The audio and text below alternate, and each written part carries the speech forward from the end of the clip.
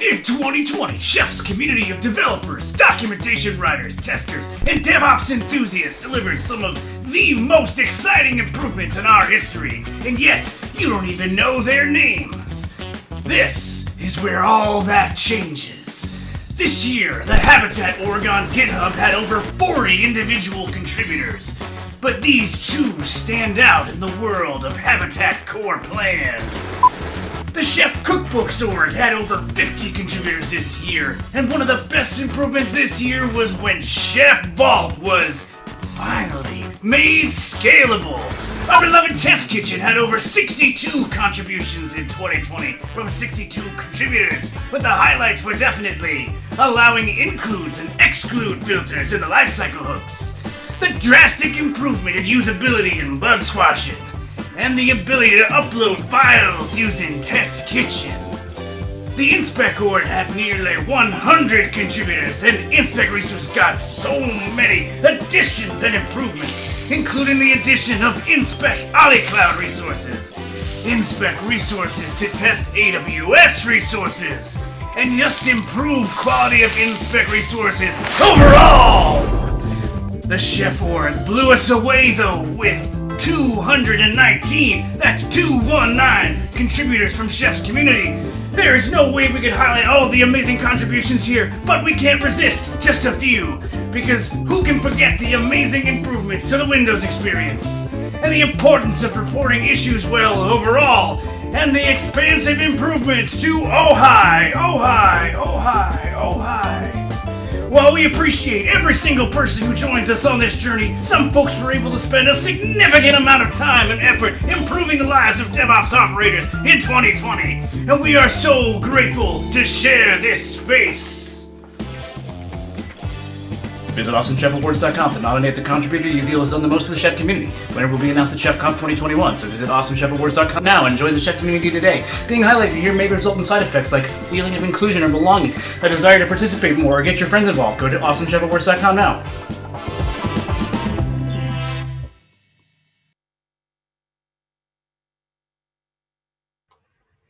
Hello, everyone, and welcome to the Chef Infra Client 17 lunch and community celebration. This event started in January as a product launch and has evolved a whole bunch since then. So let's jump right into it. Today you're going to hear from me. Obviously, I'm Benny Vasquez. I manage the community and DevRel team here at Chef. We're also going to hear from Tim, who you likely know as the man who, at just 6 years old, filled his shoes with beans and then sold them on eBay for $432,000. He also helped his imaginary friend learn how to read at 10, and then he, most surprisingly, has never failed to find a four-leaf clover on command. When we hear from him, he'll be sharing exciting things about everything that's included in the Chef 17 launch. And then he'll be handing it off to John Tonello. John is a new member, a recent addition to our team. He has an incredible history with feline aviation training. He got his start as a wee lad helping kittens conquer their fear of falling and teaching them to land on their feet, and has steadily grown to train some of the best cat pilots this world has ever known. You should definitely talk to him about his collection of tiny trees and his absolute obsession with how we as humans sort our socks. Before we start, just a couple of housekeeping things. Number one question, as always, is this being recorded? And the answer is, of course, yes. It will be available on chef.io/webinars after we're done today. If you have questions, feel free to drop them in the Q&A. Our moderators will get them to us if everything's working correctly, and we'll get answers probably at the end of the event. If you're watching us on one of the live broadcasts, make sure to follow the link in the post to make sure that you are registered for today so you can be entered to win our lovely Timbuktu backpack. And we'll also be sending out links to everything we talk about today in the emails that come out afterward, just in case you are looking for the resources. There also will be links in the Zoom chat as we're going along. Today, we're going to focus on two things. the exciting things that we're working on to show appreciation for the chef community, and all of the things around Chef Infra Client 17, and everything that's included in it this time. Before we get into all of that, though, I want to take a second to thank all of our 2020 contributors. You may have noticed in that lovely video at the beginning of our talk that both employees and non-employees were listed. And that's because the work that we as employees do is reliant on working together with our external community. We are all of us working toward the common goal of improving Chef and the Chef ecosystem. And each person who contributed last year and all of the years before that was integral to getting us to where we are now. To use a terrible metaphor, we are absolutely building this plane as we are flying it, and we're working together to do it. Everyone who contributes, whether it's in Slack or on Discourse or in a pull request, is moving us toward being the best we can be. Like we said in the video, though, there are a group of people that stood out in 2020, and these people have been influential, not just by contributing docs or Slack help or by submitting code, but also by helping us. Have been influential, not just by contributing docs or Slack, but also by helping us with the hard conversations. Influential, not just by contributing docs or Slack, but also by helping us with the hard conversations. Contributing docs or Slack, but also by helping us with the hard conversations. Contributing docs or Slack, but also by helping us with the hard conversations.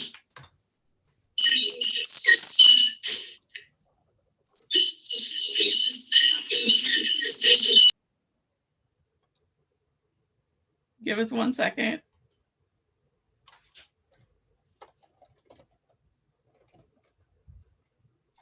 It looks like we're muted now, Benny. Okay, I think we're good now.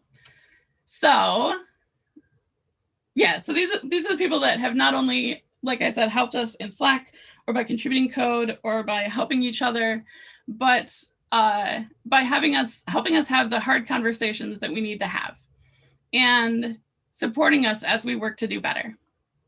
I'm thankful for all of these people. And of course, sticking with the theme that we've been working with on Learn Chef, if you've earned any Learn Chef badges, then you will have seen that we're doing like fantasy fun stuff there. So you'll see we're calling them Chef Wizards. These folks have added functionality, they've added features, they've fixed bug reports, fixed or reported bugs, helped other community members, and shown the very best of what the chef community has to offer. Thank you, thank you, thank you, thank you. And keep your eye on your mailbox for a little something from us. And if you contributed in 2020 and didn't get an email from me at the end of March, do reach out. I have a little small thank you to send.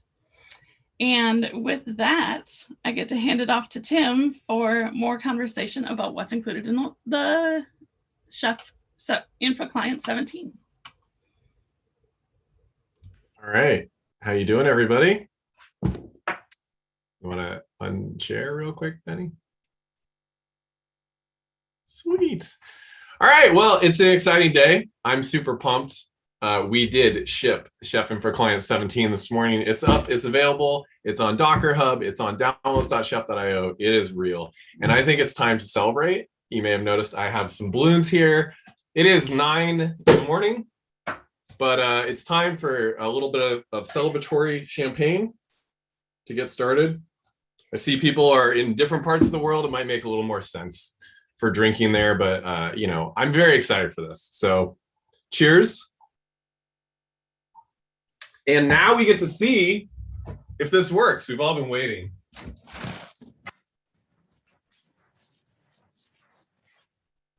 It works! All right. Thank you, everyone. That was it. That's all I had for the day. Actually, now we can talk about exactly what we've released. Now that we know that the balloon drop does in fact work, we can go on and I can share my screen. All right, with that part done, with the exciting part done, we can talk about some of the exciting stuff that we have released for you today.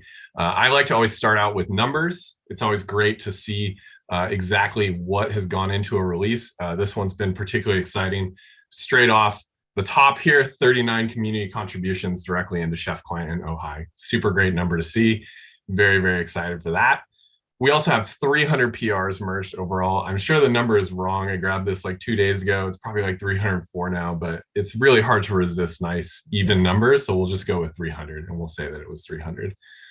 We also have 8 new improved resources, which is always great. More built-in functionality for you. We have 4 new Chef Infra language features. And then the thing that I'm the most excited for, which we'll talk about in just a moment, is a really great new way to run your compliance scans built in with Chef Infra Client. Before we dive into some of those features, though, I do want to talk a little bit about how we ship. You may have been with us last year, April 2020, when we released Chef 16.0.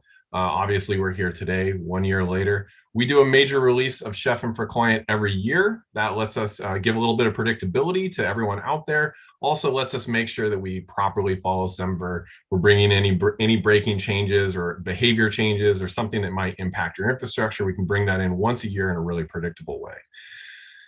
It's because we're agile, though, that there's a bunch of releases in the middle there. And agile is great, but maybe not exactly for marketing departments.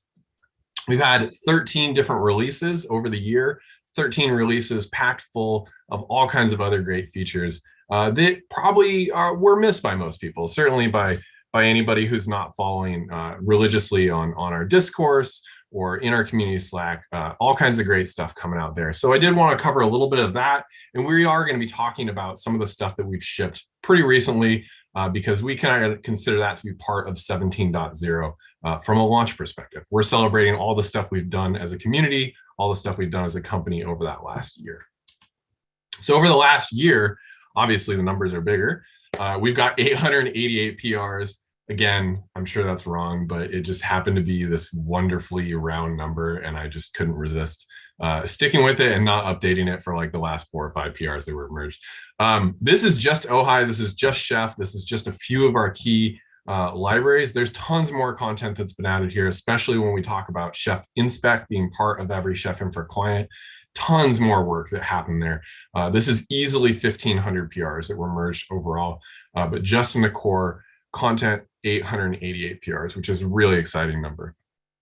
We've also got 5 new platforms that we're supporting with packages. These are things like M1 support for Apple, Big Sur, Ubuntu 20.04, all the latest platforms that you would want to use. We have packages for those on the architectures where you are.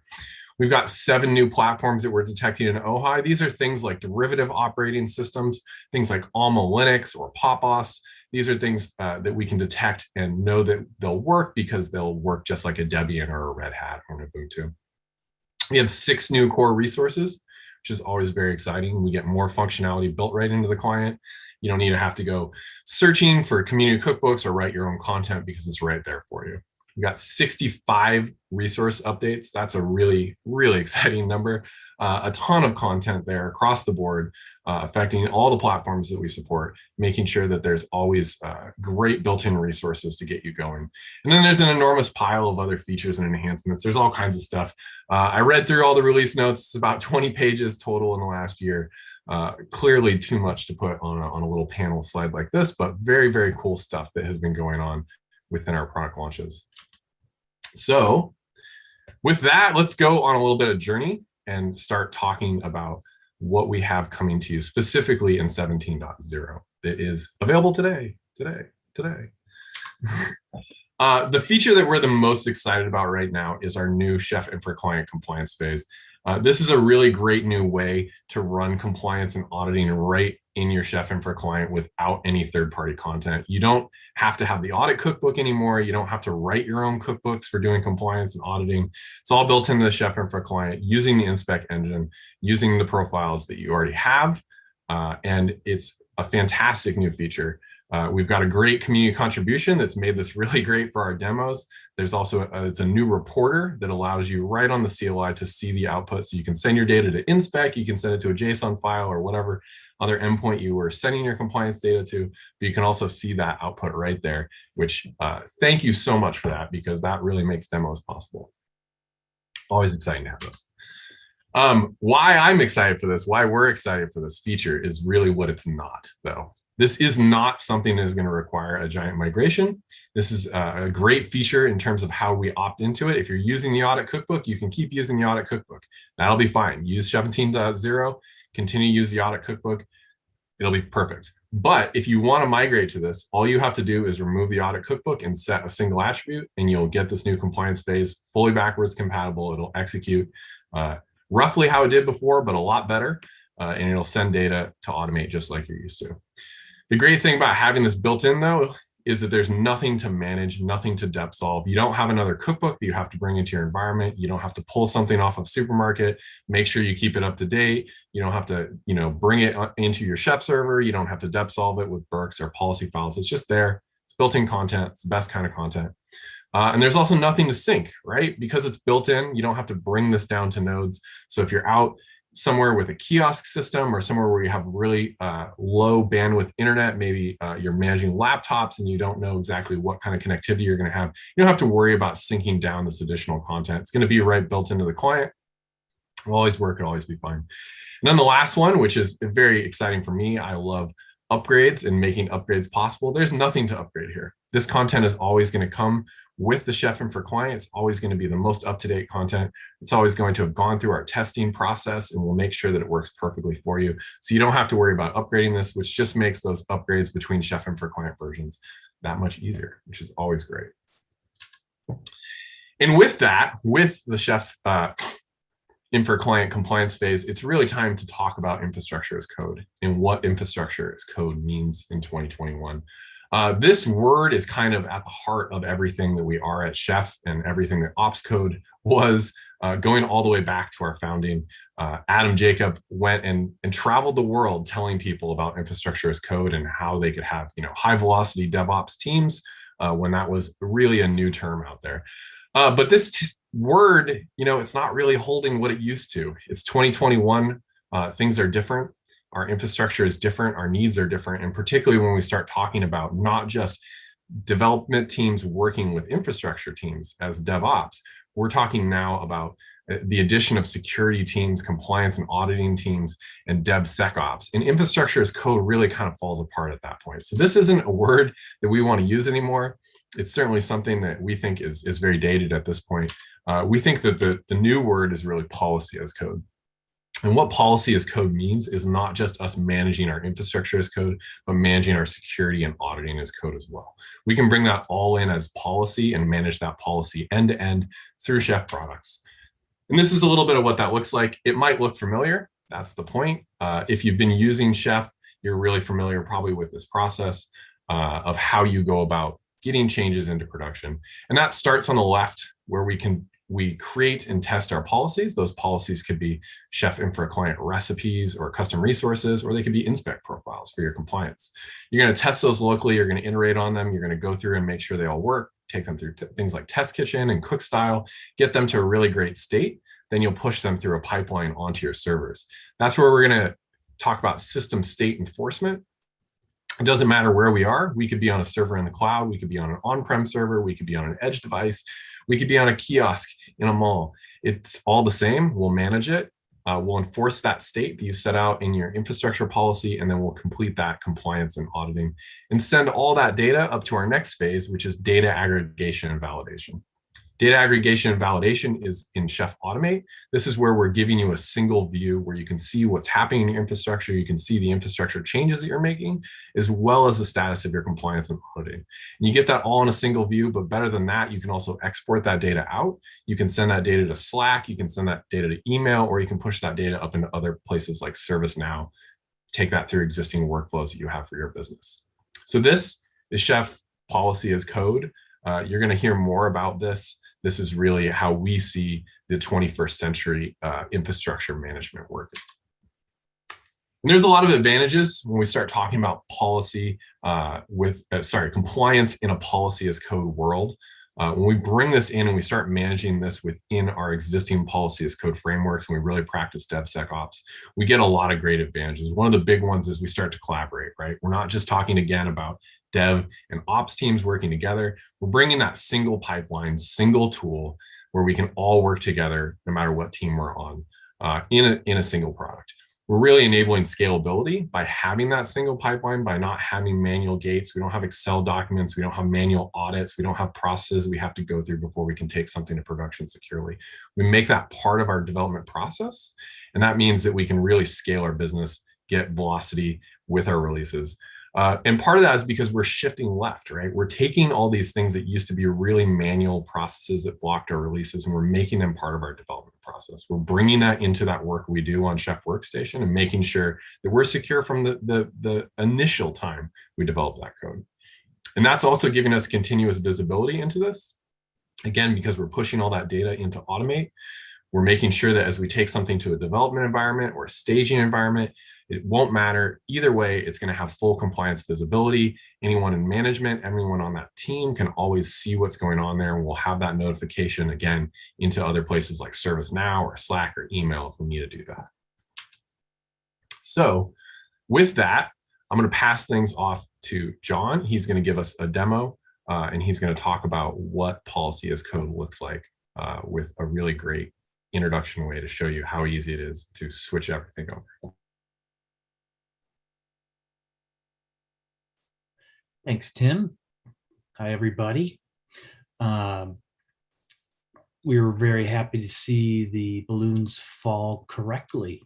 What I'm going to show you here today is specifically how Chef Infra Client 17 makes node compliance easier and trackable using both the CLI and the Chef Automate dashboard. And for this example, I'm running a base installation of Chef Automate and Chef Infra Server on a single server VM, Chef Workstation running on my desktop, which you see, and a generic Ubuntu 20 VM as my target node where I'm going to do my actual compliance work. And the target node has Chef Infra Client 17 installed on it. So here's my use case. I have a really important mission critical user account I want on my node. And to make that happen, I create a simple chef cookbook called Create User that includes the resources I need. And you can see in this example, I'm setting a password and giving that user sudo authority and that sort of thing. To make sure this exists on my node, I use Chef InSpec to create a profile with a simple control that checks if the user exists. This is the compliance bit. And obviously I want the result to be true. Nothing fancy here. This is a very straightforward, basic example. What's sort of does the magic here is this small attributes file. So in the same cookbook, I created an attributes file that tells my node to report its compliance status back to my Chef Infra Server and Chef Automate. And this enables my node and Chef Infra Server and Automate to communicate and pass the information. And you can see there's a reporter and fetcher elements to this audit attribute. So one of the nice things about this, if you're familiar at all with profiles, I can upload the profile, and I did that previously. And in the new compliance dashboard view, you can actually see here on the profile, here's that actual control that I uploaded. So now the dashboard lets me also see the cookbook itself. So I can drill into here. Here's my attributes and everything else. So with everything set, I can now go into my terminal and run Chef Client. And what it's going to do is go out and check. Oh, and you know, I created my user RB, but I have it commented out in my main default RB. So let me fix that. I'm just going to save this, and I'm going to re-upload my cookbook to my Infra server. This is just saving this little thing just to make sure that we're including the actual cookbook. And of course, I'm waiting here a second. Took a few seconds. I'm just going to run Chef Client again. And this time, we see that it did install, and it shows that my compliance element here in the reporter, true is the expected result. And perhaps most importantly, over here, when it was not compliant before, I can now refresh in the Automate dashboard and see that my system is now fully compliant. My nodes are as they should be. This is just a simple example, but you can see that there's no fuss, no muss. I didn't have to carry over anything else from other cookbooks. It's all contained within my profile and cookbook for this particular small example. So with that, I'll send it back to Tim.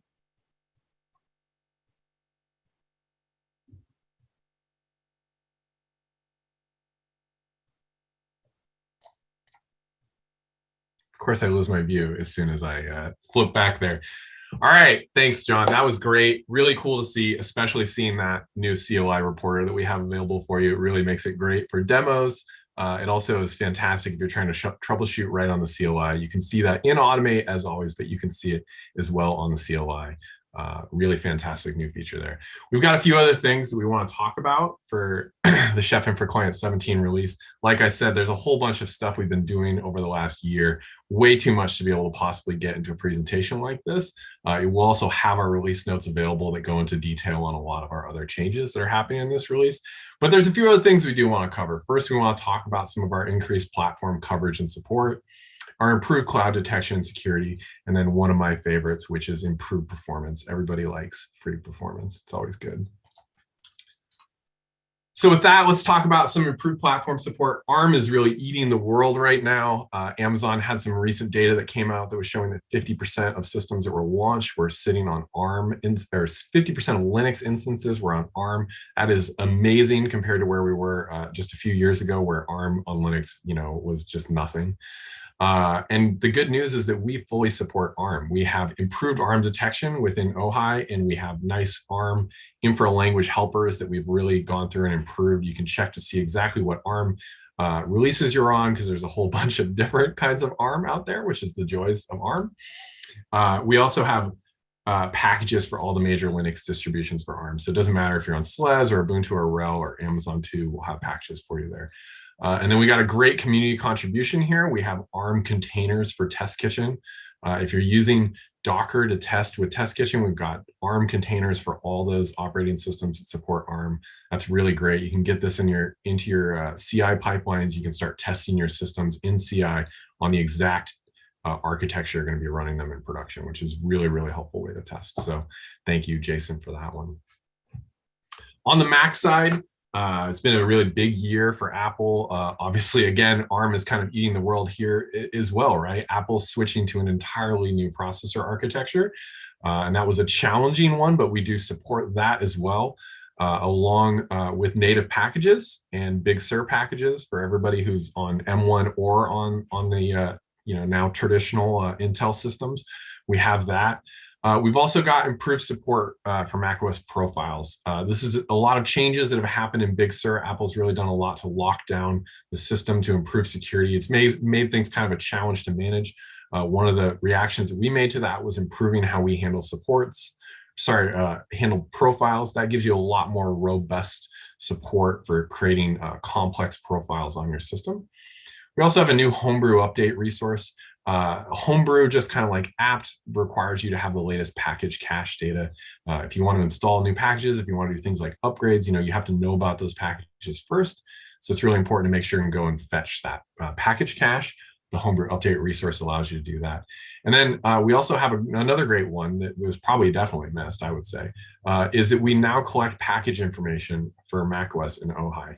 This is really important because that means every run you're doing on any system, whether you're managing Xcode builders for iPhone and iPad apps, or whether you're managing endpoints for your employees, You're going to have all the package information. You're going to know everything that was installed on that system. You're going to have that available for you within compliance. You're going to have that available for you within Automate. And again, wherever you want to export that data out of Automate. That's a really great one to do inventory using Chef. We're giving you all that data. That package data is also available for Linux and Windows, but this is a new one for macOS. Very cool. And a giant thanks to Ramrith, to Lance for some help on that Apple M1 work. That was definitely a great one to get in there.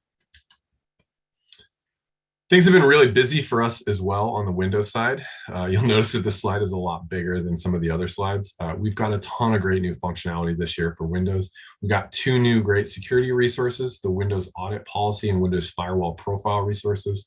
This is letting you really kind of get that secure Windows desktop or server experience there by enabling a local audit policy, making sure you get that audit log for changes that happen there.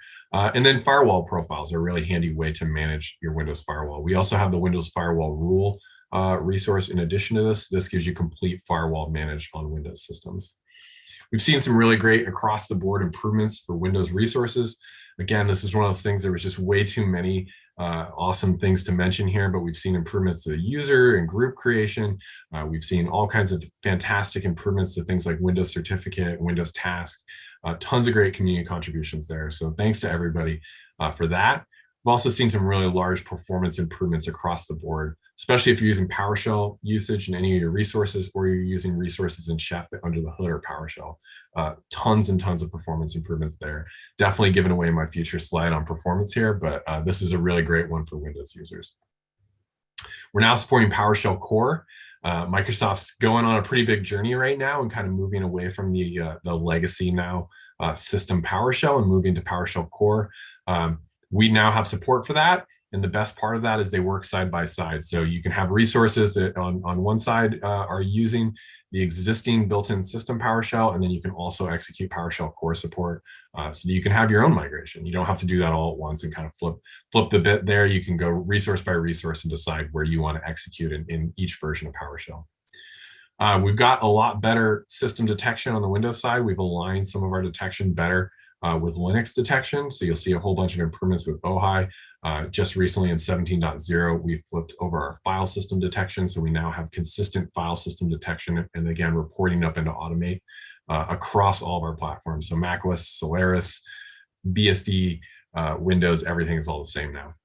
And then the last 2 ones are going to seem kind of weird. Windows 8 packages. Yeah, Windows 8 just doesn't go away. And 32-bit Windows support.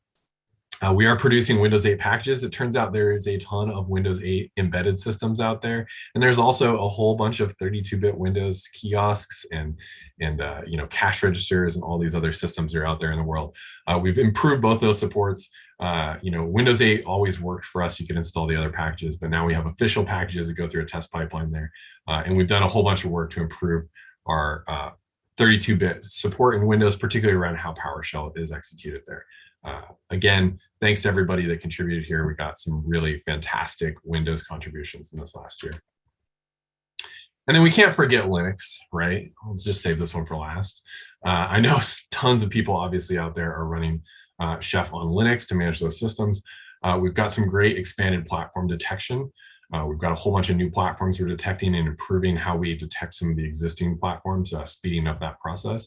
We've got some great additions in OHI in terms of how we detect CPU data and how we detect data that's in the Etsy OS release config file. On the CPU side, especially if you're in your own data center, this is going to give you tons of information on those CPUs. There's a whole wealth of information that can be reported on a CPU. So we're going to grab that. We're going to push that up again into Automate. And we're going to give you the contents of Etsy OS release, which is a really fantastic way to write cookbooks so you can really dig into exactly what you are using, what operating system you're on, what its capabilities are. We've improved our detection and execution on Docker, really important. And we also now have Podman support as well as people start to adopt Podman as their container execution engine. This is going to be really helpful if you're using Chef on systems that have Docker on them, that are executing containers or running containers, but also if you're using Chef within one of these containers on one of these engines. Both of those experiences are going to improve how we detect both sides of the equation there. which is very exciting.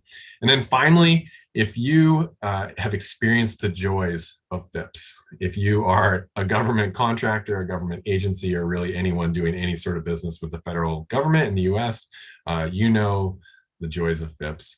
We have expanded FIPS support for you. We are now supporting FIPS on Ubuntu, and we are also supporting FIPS for Red Hat users that are running on PowerPC architectures. So fire up Red Hat in your mainframe. It'll be FIPS compliant. It's all going to be great. So that is our platform support. Like I said, originally we got a ton of stuff there, a whole bunch that I wasn't able to mention.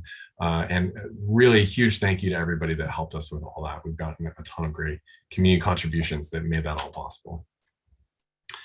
We've also improved some of our cloud detection, security, and data aggregation. We know that everyone, is full steam ahead on their migrations into the cloud, their usage of the cloud. We want to make sure that works as well as it can. So we've got enhancements to both AWS and Azure. On the AWS side, Amazon, for the first time ever, released a massive change to how they publish metadata on your instances.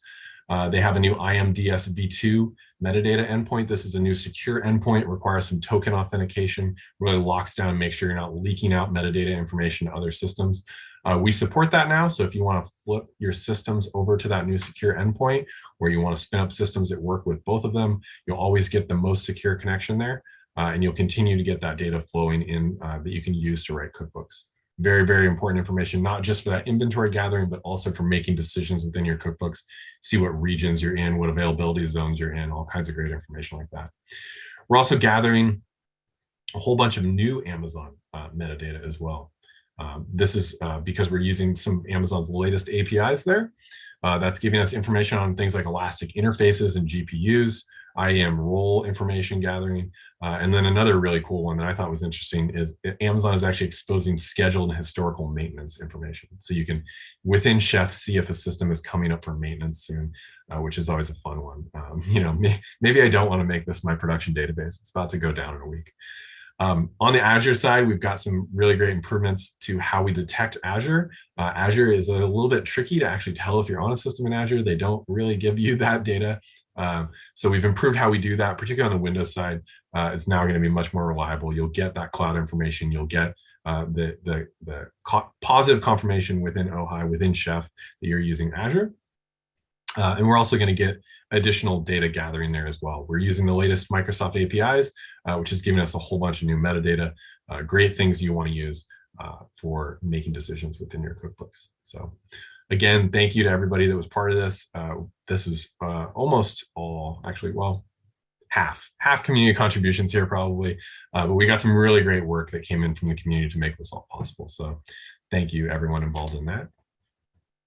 And then our last big improvement in 17 that I want to talk about is some of our performance improvements. This is something that we put a lot of effort into to continuously make sure that we can make Chef not just have more features and more built in, but at the same time make it smaller, make it faster.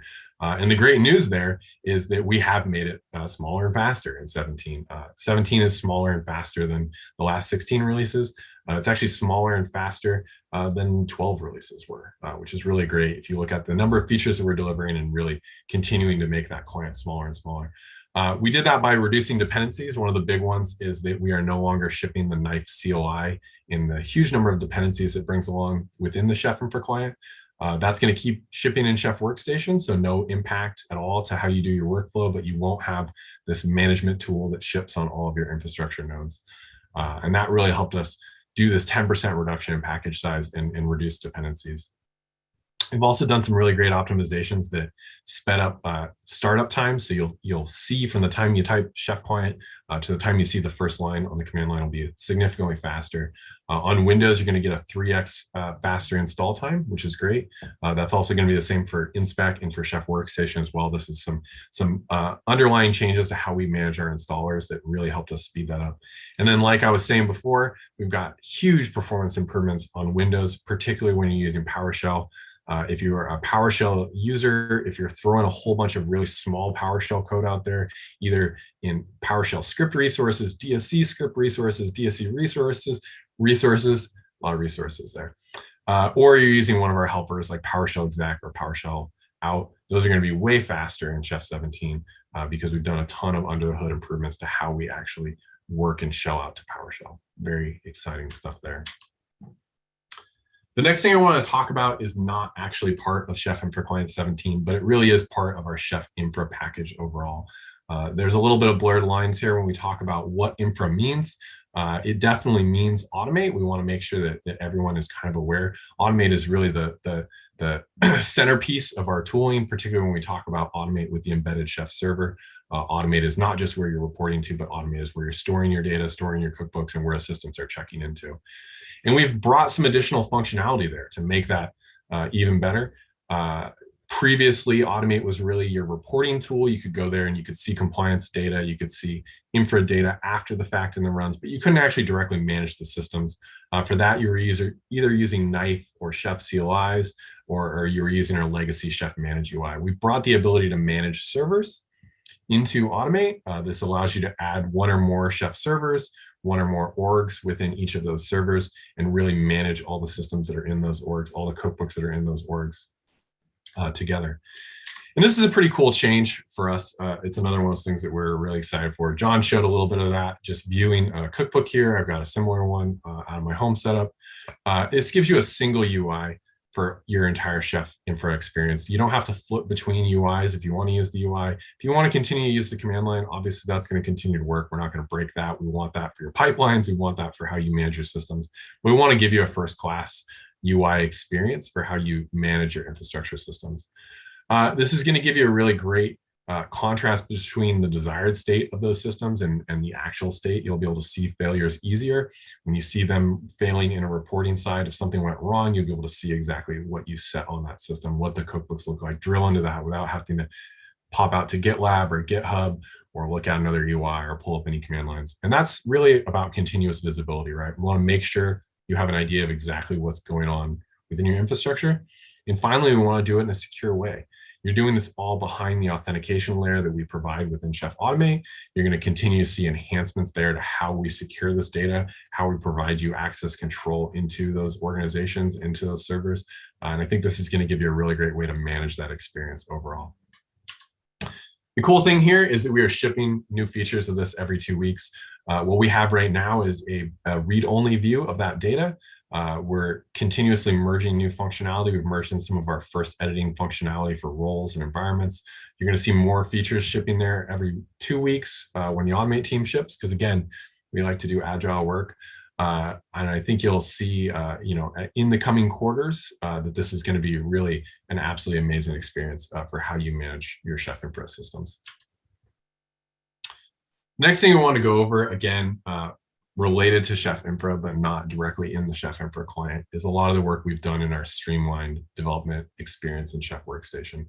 We want to make sure that organizations can adopt test-driven development. Part of that is making sure that we have first-class testing tools, making sure that our pipeline and CLI tools are fully capable of doing everything you need within those pipelines. We've seen a huge number of improvements in Chef Workstation in the last year, particularly around Test Kitchen, Cookstyle, and our Chef CLI.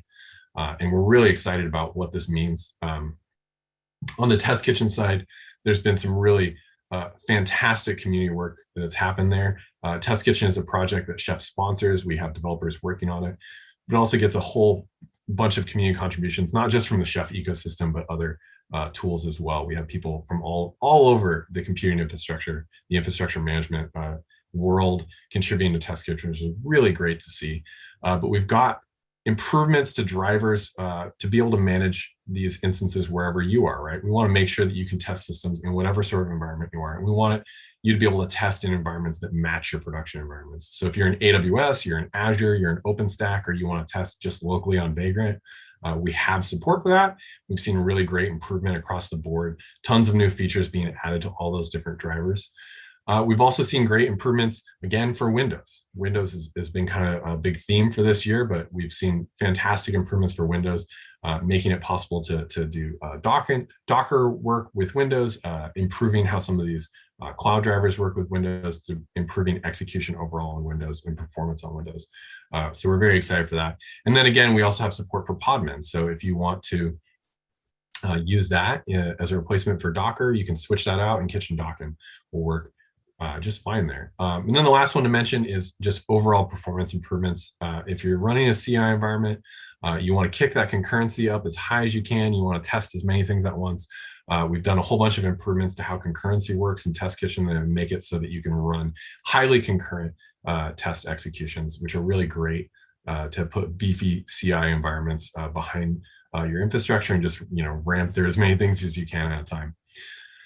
Cookstyle is a really important tool as well for us in our testing arsenal. Cookstyle is not just a linting tool for us, not just a style tool, but really a way to make sure that users are using the latest capabilities of Chef Infra Client, making sure that they're writing code that will execute, that they'll be successful with, also be readable. Style is definitely important as you collaborate with employees or you bring new employees on. But also we want to make sure that you can upgrade your Chef Infra Client. So we have a lot of functionality within Cookstyle to really enable that. And we've seen some great new stuff there that we'll talk about in just a moment. And then our last one is our Chef CLI. We've done a ton of work on Chef CLI this year.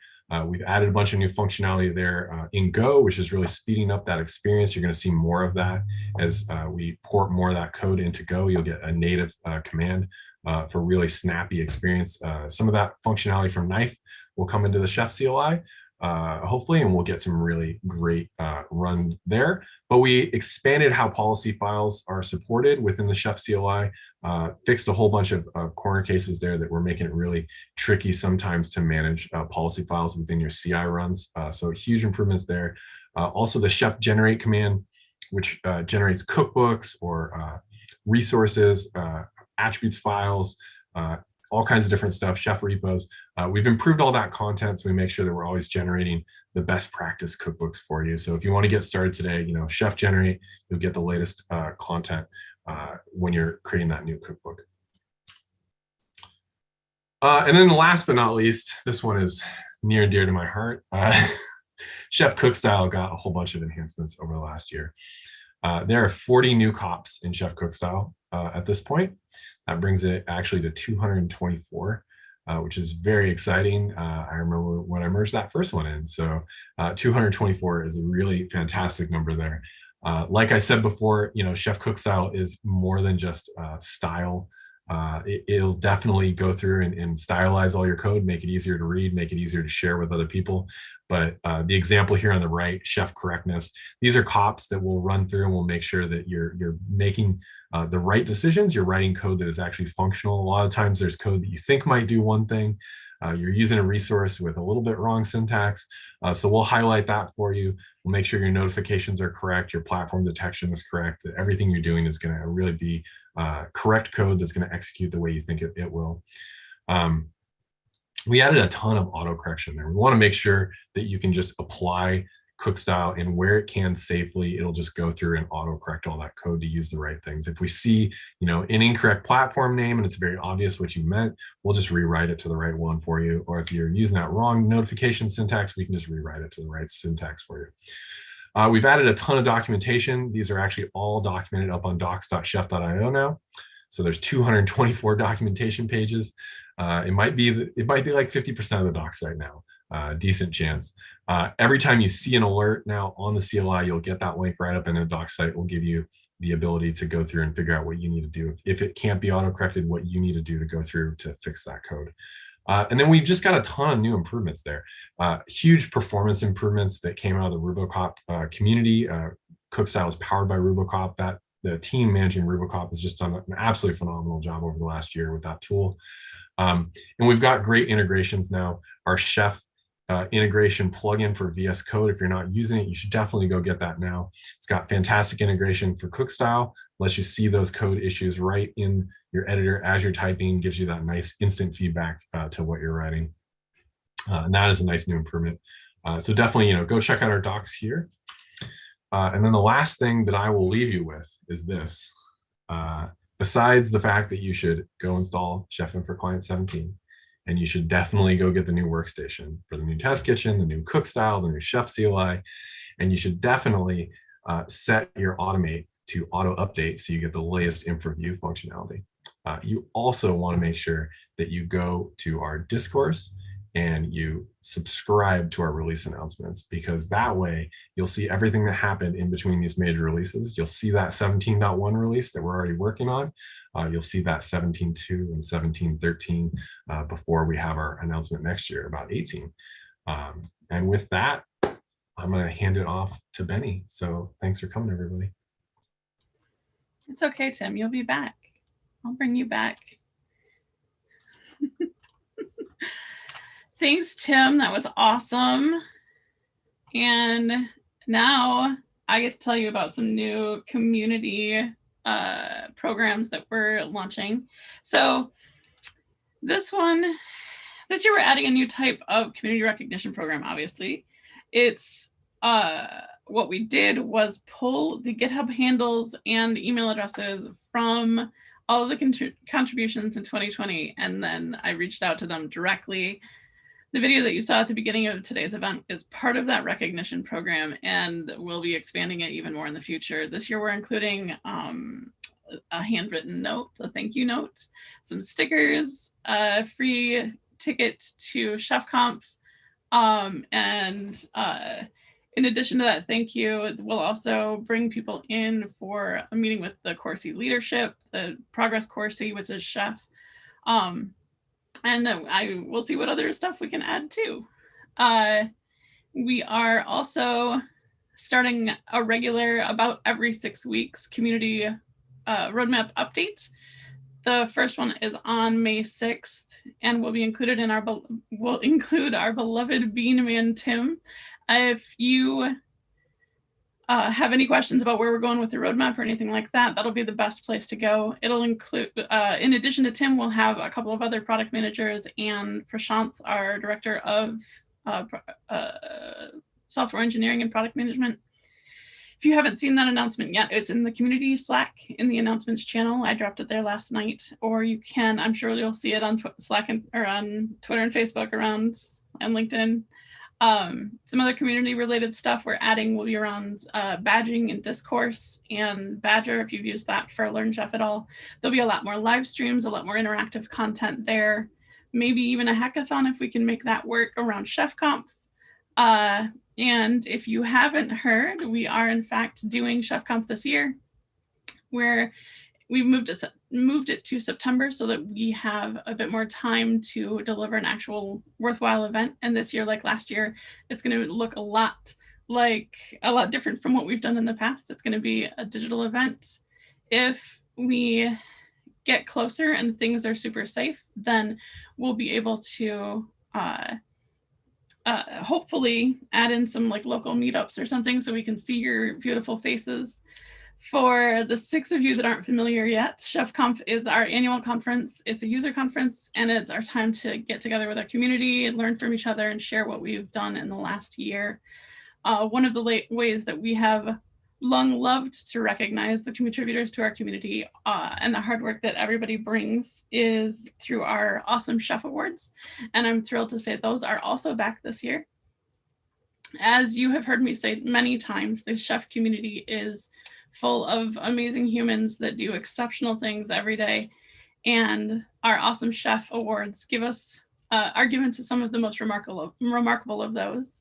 The awesome chef awards are also like community sourced. So make sure that if somebody has been amazing to you or done a work that you have benefited from, go ahead and go to that address and submit them as a nomination.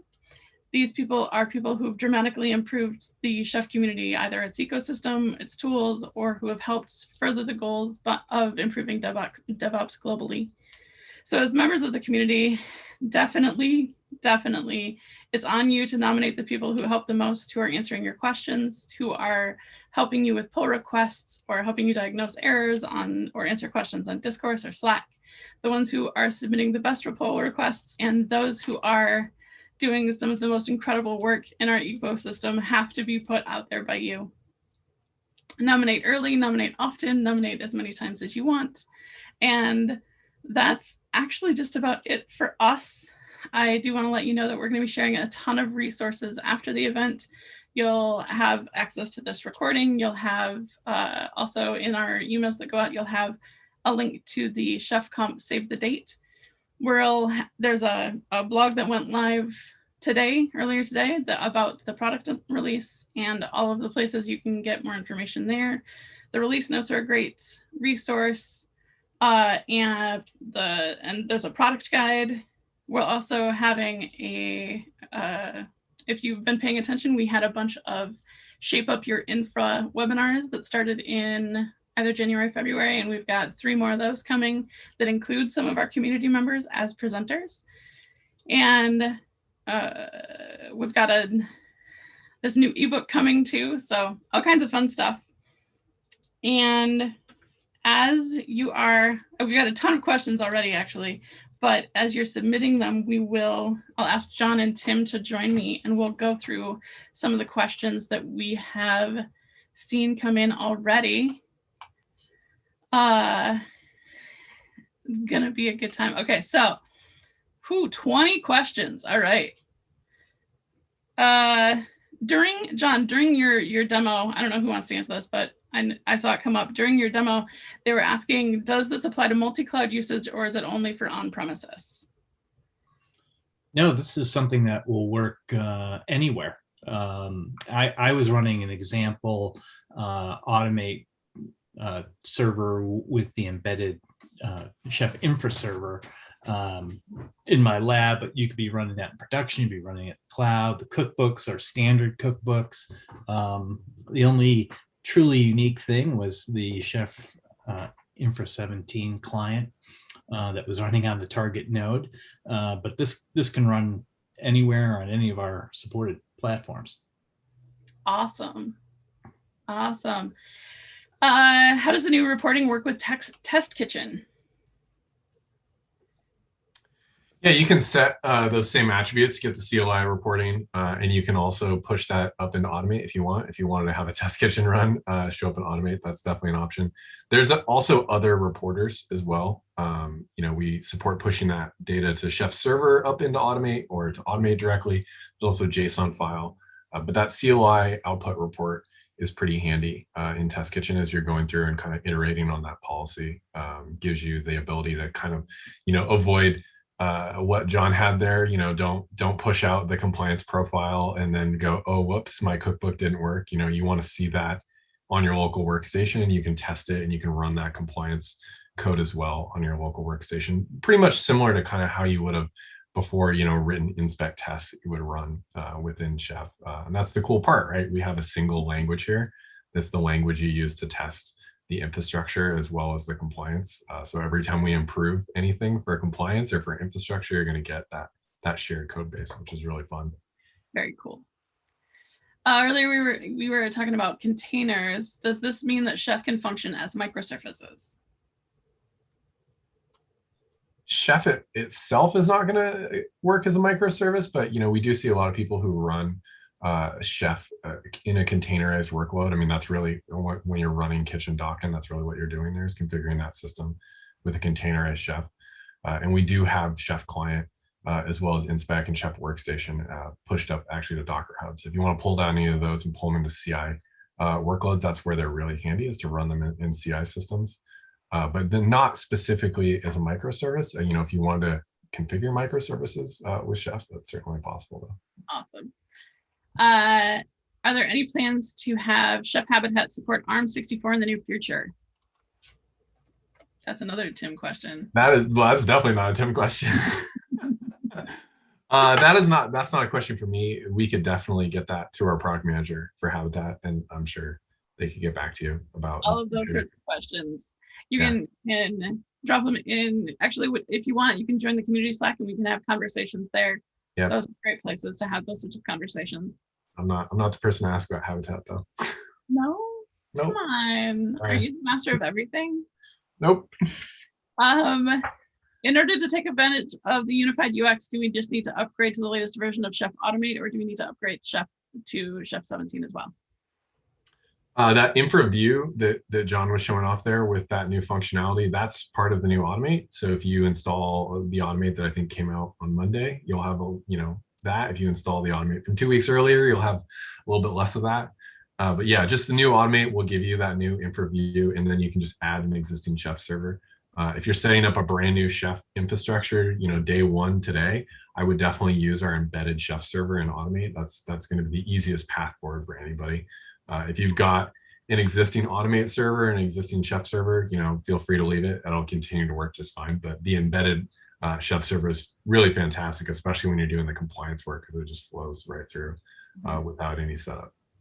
I was just going to add to that the you can install the Chef Automate and Infra Server sort of kit by downloading Chef Automate as a small binary and then adding a couple product flags.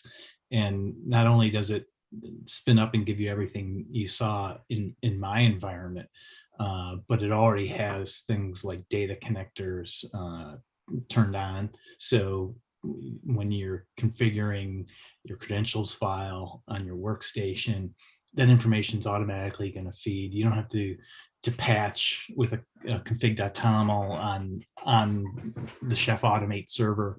It's all baked in. And there's some Vagrant examples and other ways to quickly deploy it as well. Awesome. Is it possible to trigger a Chef run through Automate? I think you and I have actually talked about this. Yeah, there's a Chef ideas for that. Yeah, people want that. They could go vote on that. There is not the capability of doing that. There's many. If you think through where your Automate server is and connectivity to your Automate server and security implications of that kind of design, we're really proud of a client server model. It is really the most secure model. The push model is very tricky to do in a secure way. You end up with a lot of punching through firewalls and a lot of SSH key exchanges and things like that. It's certainly something we'd like to explore, but we're interested in seeing how people want that to look. I would love to be able to just go in the UI and just say, oh, hey, like I updated that cookbook. Now let me just run it. Right. Yep. Yeah, that'd be awesome. How does Chef Apply fit into all of this? Yeah, by Chef Apply, do we mean the Chef? I'm gonna assume we mean the Chef run command that's in Workstation. Probably. Sure. Yeah. Okay. Yeah, Chef run actually got some great new functionality just I think a few weeks ago, maybe a month ago. That's one of the new things that came out in Workstation that I didn't put in that announcement there. We're supporting macOS endpoints. We have work underway actually to support Solaris and AIX as well. So that'll make sure that you can use the Chef run command, which is the Chef Apply gem, which is where it gets a little weird. That you can use the Chef run command to run those ad hoc commands against any system. You could ad hoc anything with compliance, like that would work just fine. I think that the Chef run is a really great way to execute Chef, and it's fantastic kind of as a somewhat replacement for push jobs for some use cases. Again, like that whole push model is a tricky one to do. And I don't think it fully replaces the client-based model that we have. But Chef Run is definitely alive, and you're going to see more stuff over the next year for that. Awesome. It's also nice, to use. I've used Knife SSH to run Chef Client remotely rather than running Chef Run, which gives you, it's just like running Chef Client on one or more nodes. Reporting works either way. So if you're in one tool and you're comfortable with that tool, there are a lot of ways to kick that off. Awesome. A lot of these are requests for demos. So I am like demos of different parts of the product and different things. So I am copying all of those into a document so that we can get some of that stuff out, because I don't think now is the time to start demoing all kinds of other stuff. John's gonna have to make a lot of videos in the next few weeks. Make a lot of videos. Yeah. Well, one of the things I'm going to do is what you saw in a very brief snapshot today. I'll be putting that into a video and talk a little more in depth about the particular steps that I took. Starting from scratch, creating the cookbook and creating the profile with the moving parts in there. So look for that pretty soon. Awesome. Carl says we need to spread the gospel of policy files. Yep.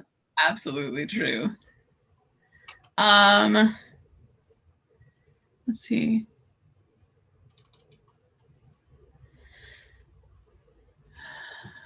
Some of these questions are like super detailed. Like if we want, for the folks that are asking for help around like deployments and that kind of stuff, we are more than happy to help, but I don't think that this is a great avenue for those sorts of conversations. If you want help with those, reach out to me on Slack, the community Slack, or something like that. We'll find you and we'll get you some answers and help there. I'm not seeing. How does the new version handle waiver files since there is no audit cookbook? You can lay down a waiver file right now. We also have a resource that's in the works to allow you to define those waiver files directly in your code. So you'll be able to write a cookbook code that'll lay down the waiver files. But if you want to put the waiver file config format that's already there, you can use the waiver files already. Awesome.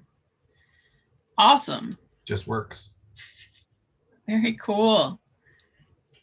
I see one in just chat where somebody's asking about tutorials and examples for Cookstyle. Yeah. If you look at the docs for Cookstyle, if you go to docs.chef.io under Workstation, I think tools, Cookstyle, if I remember right, there's some examples there of how to use it. Particularly, one of the things in Cookstyle that is really powerful is the ability to autocorrect to specific versions of Chef. If you're on like an older version of Chef, you don't want to like autocorrect the code so it only runs on 16 or 17. If you're on 13, you're trying to do that step migration. So you can see some of those examples. It shows you how to disable and enable different rules, how to run only certain rules at a time. Also gives you all those documentation for each of those cops. So you get all 224 pages of information there. Yeah, and Cookstyle is great. It's a short command, that Cookstyle-A to autocorrect stuff. It just does it. Another good thing, if you're using VS Code or other IDE, the Chef plugin for VS Code is really fantastic, particularly if you're just starting with Chef. You can get auto completion on a lot of the resources that you're looking to use and seeing samples. It can really get you started fast and give you the correct syntax in many cases. So, if you're using VS Code and Cookstyle, your chances of success are very high. Yes. Also, because this one is quick and easy, we'll make this the last question. What's the best way to submit feature requests? Yeah. We have a Chef Ideas portal. I believe that's ideas.chef.io. I think it is, yeah. Good. I'm glad I know that as product manager now. Yeah, I know the product manager facing side of it. Yeah, if you go to ideas.chef.io, you can vote on existing ideas, which is always great. It's really important for us not just to get people's ideas, but to kind of gather interest there. When we can see, something that has like 20 votes, that's probably something that, is a thing we'd want to explore.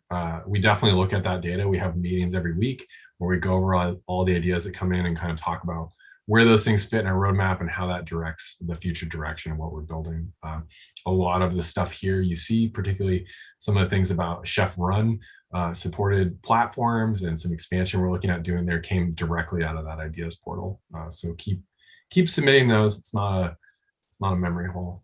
We look at it. Awesome. Cool. Well, I'm gonna call it. Looks like it's not ideas. We'll have to figure it out. Not ideas? No. Call the ideas portal. Well, we'll figure it out. We'll make sure that all the links are included in the follow-up email. So if you are curious about that kind of stuff, make sure that you're registered. You'll also be registered to enter for the giveaway, the Timbuktu backpack.